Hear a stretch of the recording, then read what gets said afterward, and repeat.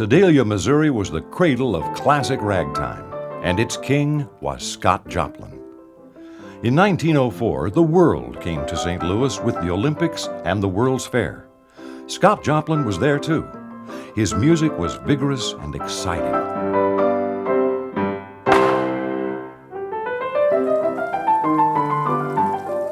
Joplin's Cascades Rag celebrated the Cascade Gardens at the fair, the electric-lit watercourse with falls, fountains, and rapids, a spectacle described in music. America looked outward, for this was the progressive era, and the music reflected the times. This was American music, made in Missouri.